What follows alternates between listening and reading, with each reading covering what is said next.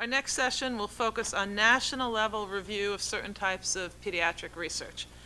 Initially contemplated in the late 1970s by one of our predecessor bioethics commissions, the National Commission for the Protection of Human Subjects of Biomedical and Behavioral Research, this type of national level review is also codified in federal regulations. Dr. David Wendler, welcome, is the head of the Unit on Vulnerable Populations in the Department of Bioethics at the NIH Clinical Center. Dr. Wendler has served as a consultant to numerous organizations, including the Council of International Organizations of Medical Sciences, CIOMS, the American College of Cardiology, and the National Institute of Aging. His current work focuses on the ethics of research with individuals who are unable to give informed consent. Very relevant to our work. Welcome. Thank you. So basically what I'm going to try to do is just provide the members with a kind of framework on the basics of Category 407 that hopefully will facilitate the discussion that we might hopefully have after my talk and then as part of the roundtable. So just a reminder, I work for the federal government, but these are my own views, not anybody else's. David Resnick went through some of this background, so I probably don't have to repeat it. These are the 4 categories of pediatric research in the U.S. federal regulations. 407, the one I'm going to talk about, is the 4th one. One thing just to remind people, typically people think about 407 with respect to research studies in children that don't satisfy the risk limits on 404, 405, or 406. That's right, but it's not limited to that. 407 is research that's not otherwise approvable, and that covers any other reason why it might not be approvable, although I take it, for the most part, the relevance here is, as I have it, more than minimal risk, so it's more than minimal risk, so it doesn't satisfy 404, does not offer the prospect of direct benefit, so it can't be approved in 405, and it's presumably going to be done in healthy children, so it can't be approved in 406. And one of the lessons I want to just remind people, I think about 88% of all academic debates really involve people who don't disagree on the content, they just don't recognize that they're using their terms in different ways. And I think that happens a lot in this context, particularly as you've seen this morning and earlier with respect to what constitutes minimal risk. So I think it's really important to be clear on the terms before we try to have a really substantive discussion about these things. So here are basically the requirements that have to be met before a study can be approved in 407. The penultimate bullet, just to highlight, has to be consistent with sound ethical principles. Obviously, that's extraordinarily important. Figuring out how to satisfy that requirement isn't always entirely clear. And the last thing to note, I think David Resnick hinted at this morning, there's no explicit limit on risk level for 407. Some people think there is, and if you read the National Commission that Dr. Gutman cited, I think it's actually unclear whether or not they think there should be such a limit. So we can talk about that if we have time, but at least explicitly in the regulations, there's nothing about a risk limit. So here are the questions, I think, or at least some of the central ones. Is a minor increase over risk acceptable in healthy children? It can be done in children with a condition under 406, but can it be done in healthy children? If so, how do you define it? How do you implement whatever that standard's going to be? Are there cases in which even greater than minimal risk? So John this morning talked about a minor increase over a minor increase. Would that ever be acceptable research? How the heck would you define that? And then apart from risk limits, potential benefit, what other requirements might be put in place to make sure that the research is consistent with sound ethical principles? So those are the basic, I think the most important questions, or at least the ones I'm going to focus on here.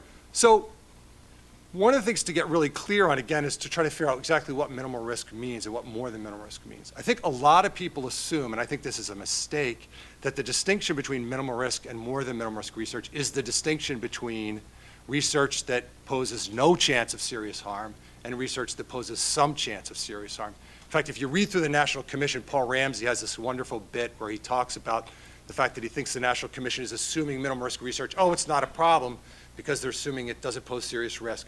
And then later on they'll say, but we have to have really good insurance for kids who experience serious harms as a result of this research. And somehow people aren't putting those two together. So that's not the right distinction. And that's clear. David gave the definition this morning, at least explicitly the way the definition is written. It's risks ordinarily encountered in daily life. Clearly children face some risks of serious harm, including death during activities of daily life. So what's the difference? And this, I think, is the question about why you guys have been struggling with this so much. Basically, what are you trying to do when you decide to study some minimal risk? Basically, what you're trying to do is you have some threshold for what's minimal risk, and what you're trying to ask is this particular study, so is this study of a vaccine for anthrax, are the risks of that study less than or greater than whatever this threshold is? Well, to answer that question, you need to know two things at least. You need to know what the threshold is, and you need to know what the risks of the study are. I think there's at least some, David hinted this morning, some agreement on the threshold, but we're still working on that.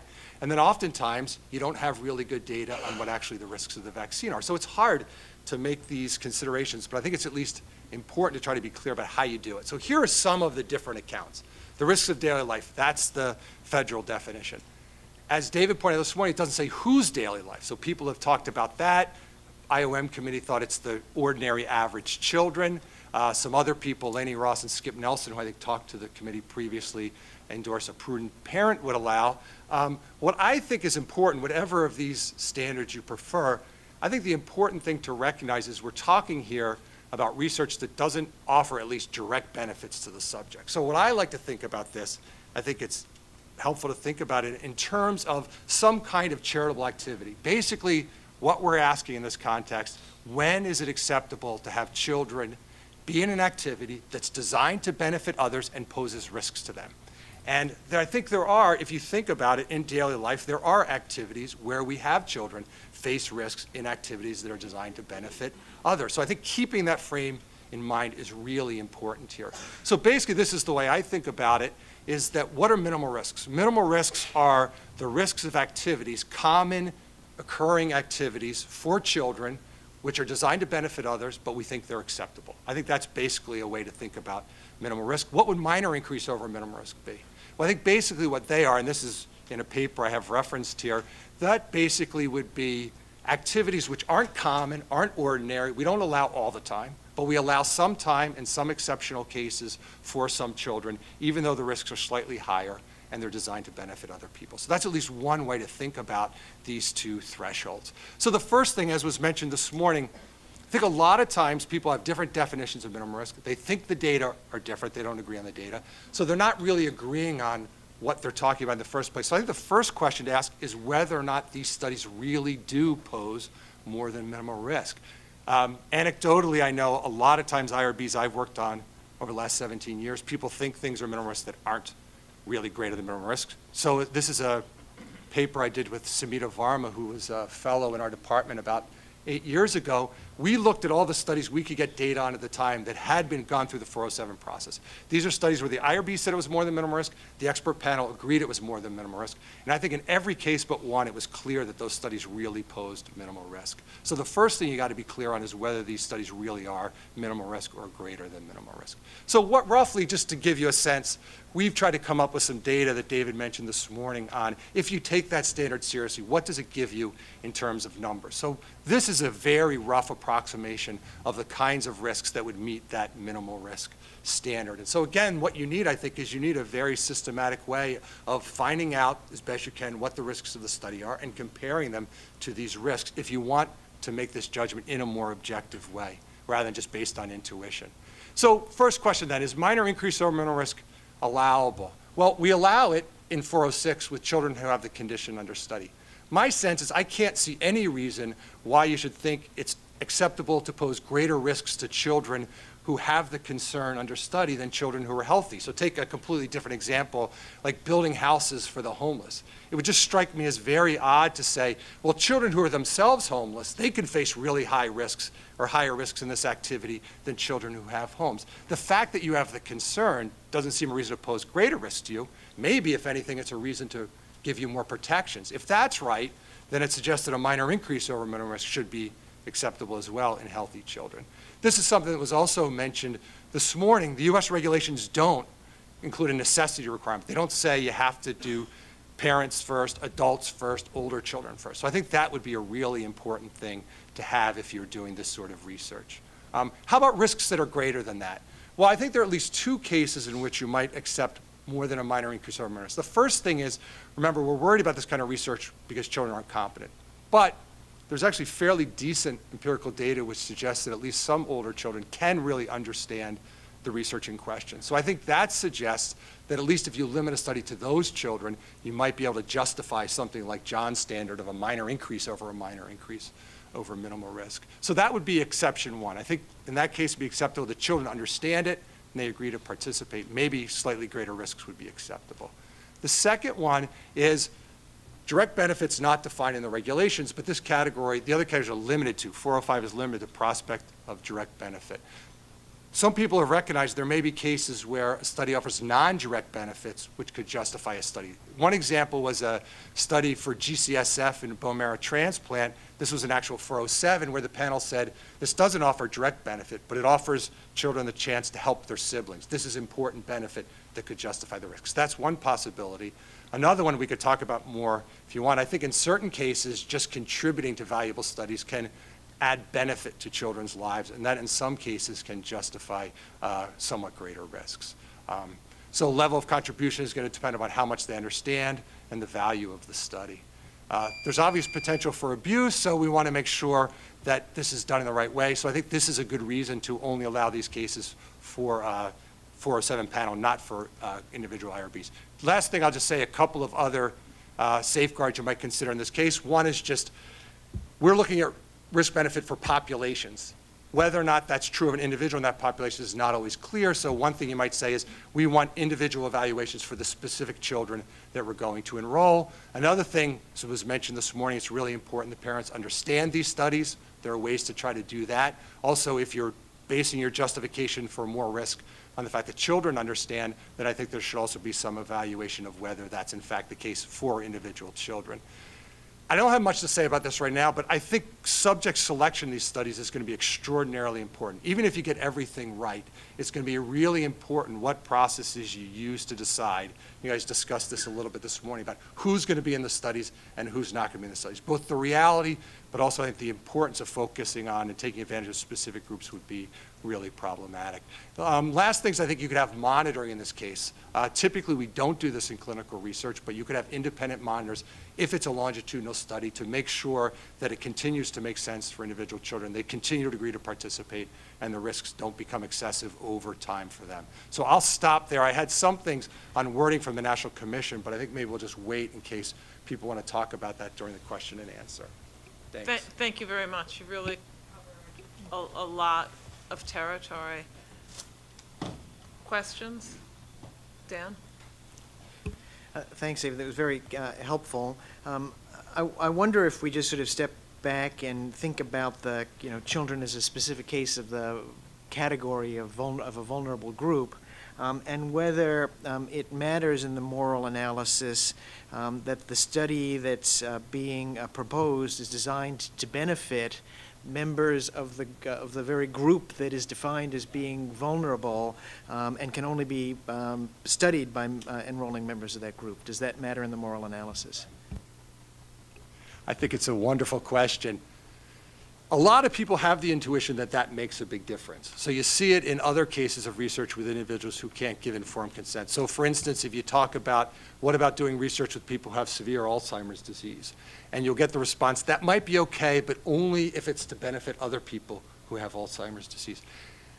I think you have to think hard about what the basis of that intuition is. And in most cases, I actually think it doesn't make a moral difference in the end. I think what is going on here is I think in a lot of cases, that qualification, it has to benefit people of your group or something like that. Here's one problem with it. What's their group? You could define children in so many different ways. There are European regulations that have this requirement, and then they say, so it has to be people of the same age, the same religion, the same ethnicity, the same geographical area. You could just define them. How about height? How about eye color? Well, why do these things matter? I think they matter in competent adults because we think, and I think sometimes this is true, but other times it's false. We think competent adults care more. They're more interested in helping people who are conspecifics to them. I think for a kid who's 2 years old, you just don't have any reason to believe that. But I think there's a separate consideration, which is what I mentioned before. It's this necessity requirement. You shouldn't be doing this on people who can't understand and consent unless you have to. If you look at the National Commission report, I actually think that's what they were trying to capture with this subject's condition requirement. One of the only objections that was ever made to the National Commission's recommendations was two commissioners, one Tuttle, who was a lawyer in DC, who really didn't like allowing kids with a condition to be in 406, but not healthy kids. He said, look, you're exposing kids who are already sick to more risks. That doesn't make sense. Ken Ryan, who was the chair, responded back, you don't understand. In that case, we're doing research on that condition, so we have to enroll children with that condition. I think Ken Ryan and maybe some of the other commissioners were really confusing the subject's condition requirement with a necessity requirement. I think when you have non-competent individuals, the necessity requirement is really important. I think the subject's condition requirement doesn't make much sense. Nelson.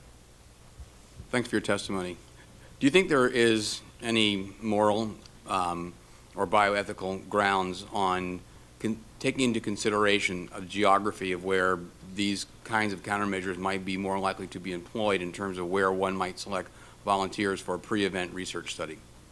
I heard that question this morning. I hadn't thought about that before. I guess my initial response is, one, what you want to do in this research, you want to minimize the risks, you want to enhance the benefits. So if you go to an area where you really have more reason to believe that there's going to be a problem, then that might be grounds for saying that there's more potential benefit for the people in that area. That would make sense to me. Now, my guess is that the ability to make those predictions is probably extremely low. I don't know. Certainly not an expert on that. The other thing I think is interesting to think about, I mentioned subject selection, and I think it's very important to have very clear, justified reasons for who you select to be in your studies. And I think that having these kinds of considerations, even if your ability to predict isn't that great, I think the fact that you have objective considerations has a kind of value in itself, where you're not saying, look, we're just going to pick these kids because we can get them, or because they don't understand, or because their parents are more vulnerable. We have objective considerations that we're using, and I think there's a kind of public accountability value in doing that.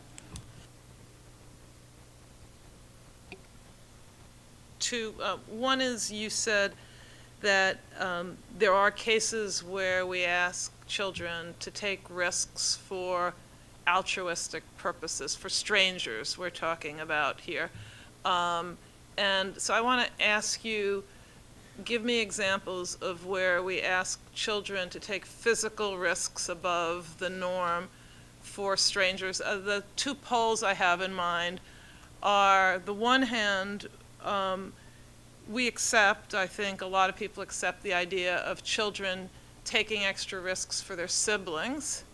On the other pole, we reel against societies that have child soldiers, where children are being asked to take risks for their country that are physical risks. So I wonder what you have in mind in the area of acceptable physical risks, asking children to take more than what's common for strangers. So good. So first let me say, just to get, you're saying more than common, so what would be common? So my thought, and what I've been trying to do is, one way we do this is we just look and see what other activities, what other contexts where we allow children to face risks for the benefit of others, including unrelated others. There are lots of them. I did a search a couple of years ago on a website on sort of volunteering for children that estimated probably in the US each year more than 1 million children volunteer for charitable activities to help other people that pose risks. So these are all So sorts I'm of... asking physical risks for unrelated, so it doesn't count if you're a member of a track team. Yeah. You get the glory of your Yeah. team winning when you push yourself the extra mile Yeah. to exhaustion. So- Physical risks for unrelated others. So I here... just can't think of any. Oh, okay. So here's one of my favorite examples. I'd like to- One of my favorite examples is car washes. So there are lots of schools that have car washes where they take 10 to 17-year-old kids. The kids, I actually have this wonderful picture of a car wash where there are children standing by, they're on the sidewalk, so they're relatively safe, but they're standing by the highway, and they have this big sign about car wash, come in here, we're trying to collect money for hurricane victims in Asia. I think that kind of thing happens all the time. I think it's perfectly appropriate in most cases if it's done right. But there are clear and very important, and in some cases, serious possible physical risks to those kids. The cars that pull in, they might get hit, they might fall down, they might step on one of the brushes that they're using and breaking their ankle. So there's lots of actual physical risks. One of the things I think we have to be careful here about the way our intuitions work on risk. I think there's a way in which we sort of downplay those risks. And part of this has to do with the risks of daily life standard. I thought the National Commission was clever. How do you figure out whether these risks are acceptable or not? If I just say to you, a 1 in 15,000 chance of death, is that acceptable or not? I think most people would say, I have no idea. How do I answer that question? I think by basing it on the risks of daily life, it gives you a standard that allows you to try to make these sort of judgments. I think that was clever.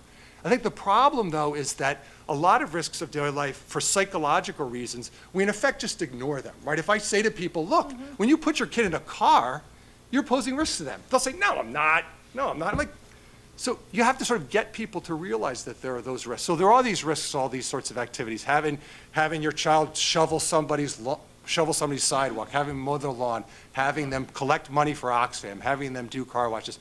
So I think in those cases, what we'd say is those are sort of what I would regard as giving us a standard for minimal risk. Now, if you're saying more than that, I think those would be cases which would be very exceptional cases. So I think you have to imagine a case.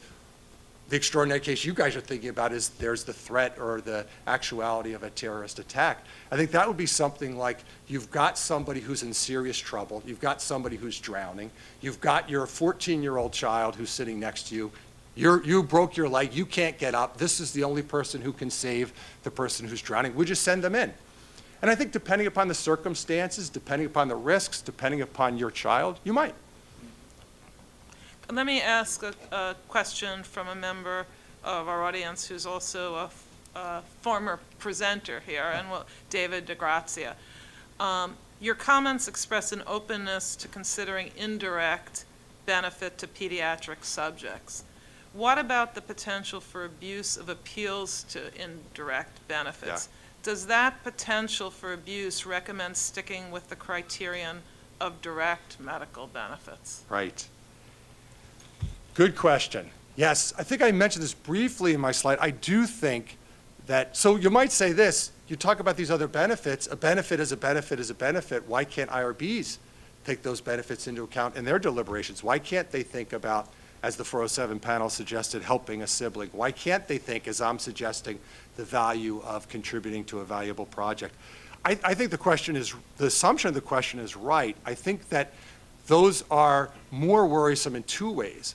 One is, I think, particularly when you're talking about a 4-year-old, it's harder to decide whether or not and when those sorts of benefits really are benefits. How do you figure out for this 4-year-old whether helping their sibling is really beneficial psychologically to the 4-year-old? That's hard.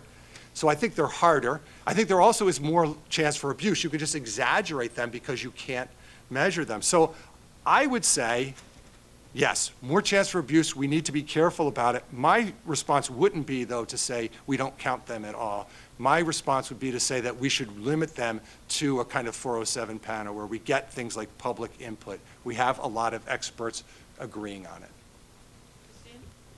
David, thank you for your testimony. Just following up on that, do you think that how valuable the project is needs to take into account any information about what kind of a threat there is?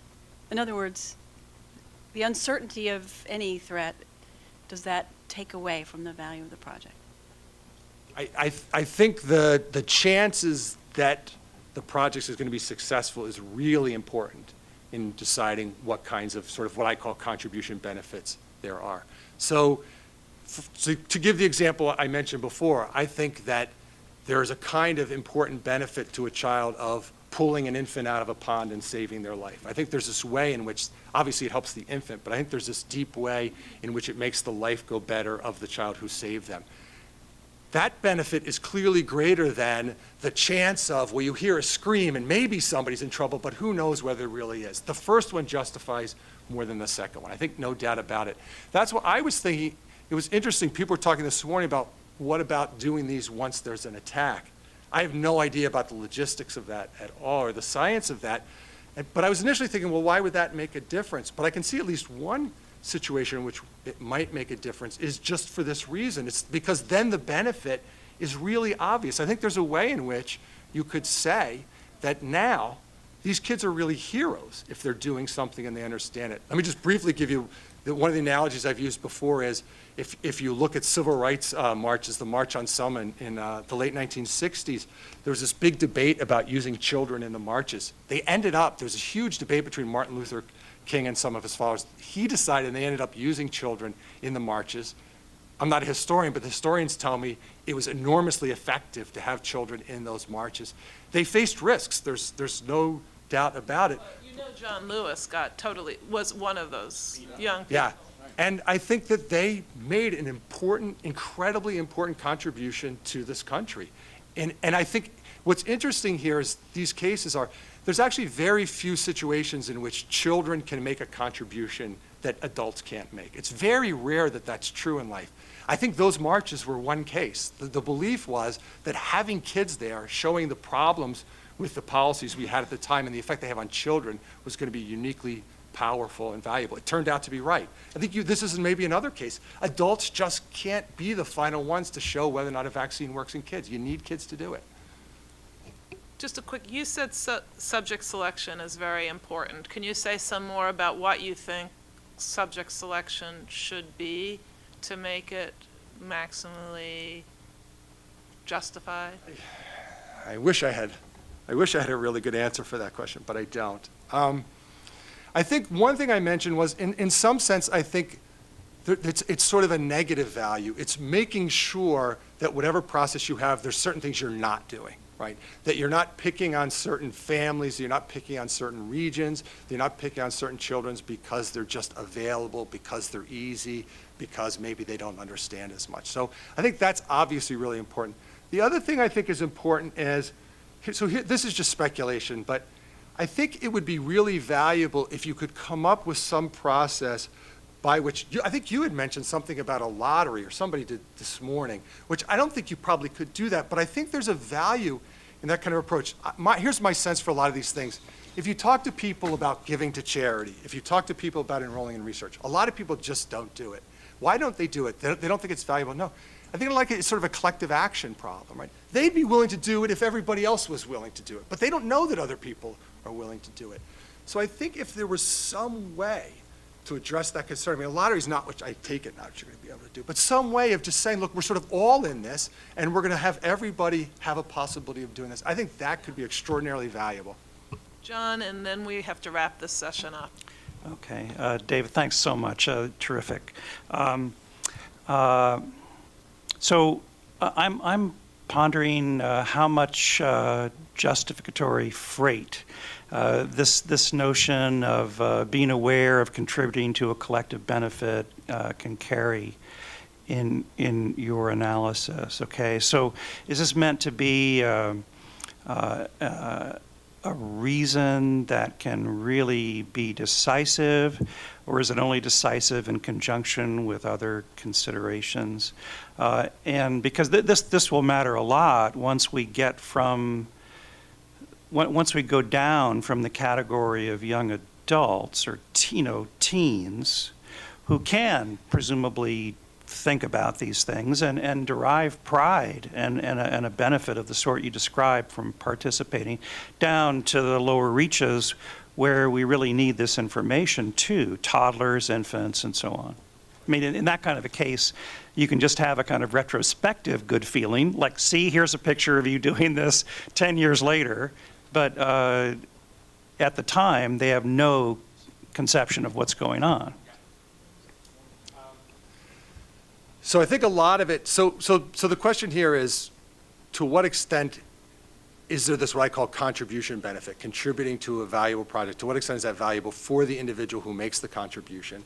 And what normative work does that do in the analysis? So I think basically the work that it does is that it can justify somewhat greater risks to which you expose the individual. Now, how much greater risk, I think, depends upon a lot of things. Crucially, it depends upon the extent to which they understand and agree to be a part of it, and the value of the study. So I think if you've got somebody, data suggests you get a 16 or 17-year-old, they understand at least as well as the people in this room, probably would do better. I think if they really understand, they're really willing to take on those risks to help other people, I think that can justify a fair amount more risk. I mean, I think in that case, that person is doing something that's truly heroic. Now, I think, so basically, I think you roughly have 3 classes. There's that class. Maybe that's kids typically 15 and older. I think there's another class where we talk about assent, where they can understand some aspects of it, but they can't really understand the whole study. I think for them, it can maybe justify like this minor increase more, a little bit more, but not a lot. I think last class, children under that age who really don't understand at all, 2-year-olds, 3-year-olds, infants. This is, I think, more controversial. I think there's good arguments for it. I'd be happy to talk to you about it. I think that doing that actually it's in those kids' interest. It actually makes those kids' life go better, even if it happens at a time where they don't realize that they did it. If that's true, I think it can justify a little bit more, but given that they're not making that decision themselves, it's very little bit more. Thank you very much. We really appreciate it, and you've helped us move our thinking forward. Thank you.